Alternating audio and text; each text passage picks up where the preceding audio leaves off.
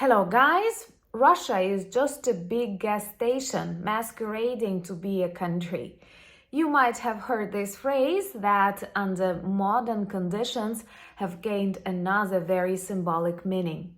Because the Russian gas station has serious problems as gasoline prices inside Russia keep rising and rising, breaking more and more internal records. The Kremlin wanted to stop this process and actually ban the export of Russian petrol outside the country. I'm not sure they have ever done anything like that, but even such step of despair didn't save them. And petrol prices keep rising 1.2% literally every day.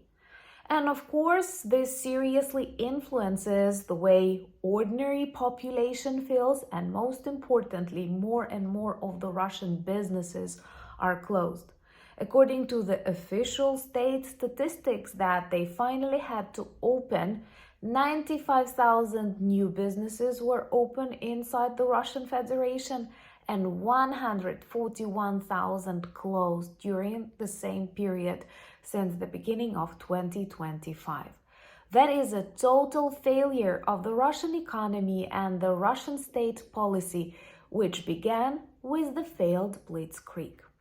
And trust me, this will lead to the dissolution of the monstrous empire. But let's discuss what's happening with their gas prices and their businesses on our way to defeat and demilitarize Russia. My name is Anna, I'm from Ukraine, I'm in Ukraine, and if you want to see Putin in The Hague or in the hell, subscribe. We will discuss that on the channel sometime soon, and please like, comment and share these videos to demonstrate your solidarity with Ukraine. This matters. So let's start with this great news about Russian gasoline or petrol prices. It's really difficult to choose the proper word, but you get the idea.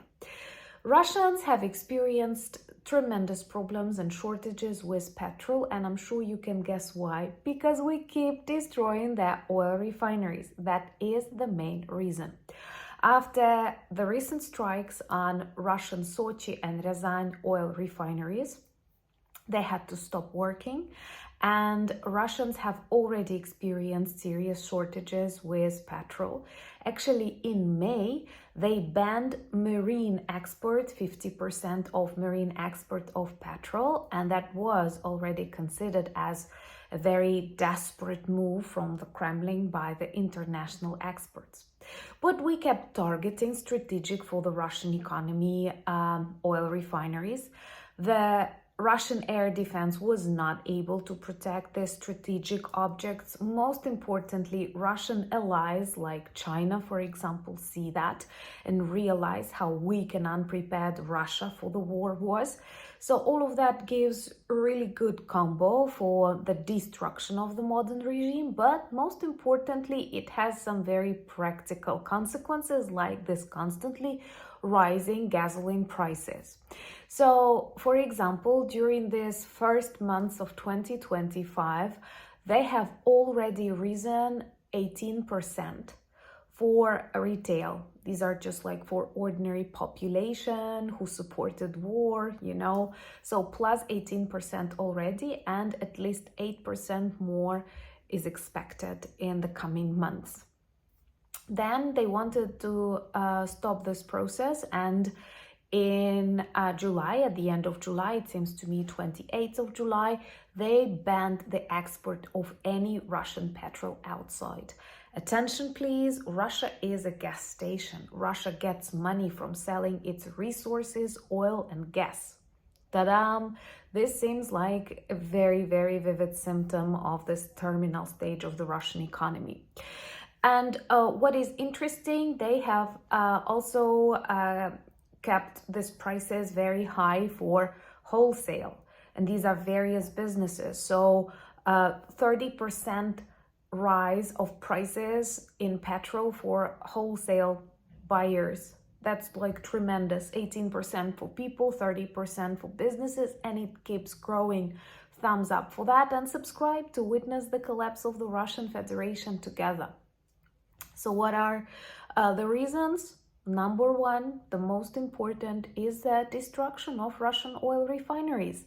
Just these days, we've targeted Ryazan, and Ryazan oil refinery is one of the largest, it seems to me, among the 5 most important producers of petrol inside the Russian Federation. And it stopped working, and 2 out of 3 parts like that were processing oil products is destroyed. So that is super serious, which means these prices will keep rising. Thumbs up again. And just imagine, like in your country, gas prices rising 18% and they promise 10 more, 30% for business. That's how Russians live, and they don't protest. So you should not expect they will go out on the streets, they will demand the regime change. Something is broken inside that population that it cannot grow into a society. Literally, they have prices growing 1.2% every day, and they are okay. But that is a very, Russian okay, which is different from okay. Sochi was under attack. I kept reporting about that because that's a resort, that's Putin's favorite residence, that is a home to the Olympic Games, Winter Olympic Games, after which in 2014 Putin decided to attack Ukraine for the first time, and the world chose escalation management, which totally failed. And it is no more a tourist zone because tourism is literally cancelled, even for people inside Russia. War came back to Russia. They wanted war, they got war. Russia is a no-fly zone. Airports are not working, it's not safe. Ukrainian drones only target military facility, military air bases, but they need to reach these locations, and that's why it's not too safe to use this airspace. That's pretty obvious, and if Russians cared more about human life, they would have banned any flights already, just as they banned the export of petrol. And what is interesting, we observe these losses in the sphere of business, and they are huge. I'm sure those of you who follow the updates on the channel remember how we discussed this closure of the Russian Statistics Bureau webpage, when journalists and ordinary concerned citizens were not able to get access, and that was not a hacker attack, even though they have a lot of problems with internet now in Russia, and I believe partially because they want to hide the truth from the population. But according to this official statistics now available again, in 2025, in the first half of 2025, Russians opened like 95,000 of small businesses, like private entrepreneurs or something like that, and closed at the same period, during the same period, 141,000. So literally twice, we may say twice. And the majority of these businesses that are destroyed belong to the sphere of trade, services, and various non-military production. Russia destroys itself from within. They destroy huge branches of their life by choosing this war. Their aviation, aeroflot, as you say, kaput. Logistics, tourism I have already mentioned, railway, Black Sea Fleet destroyed, and many, many more. And it is just because they hate Ukraine so much, democracy so much, freedom so much, when literally they have so much work to do inside Russia. It will be interesting if Donald Trump manages to lower oil prices even more. This will simply devastate the collapsing Russian economy, and literally you have to be prepared for the dissolution of the Russian Federation. It's inevitable. It started with the full-scale invasion. Putin made the wrong choice, and even if you are skeptical or you are worried, or you were afraid of the collapse of the USSR, there is literally nothing you can do. Even if you're afraid of that, that is the natural process. Such empires do not survive in the 21st century. Russia lives in the past.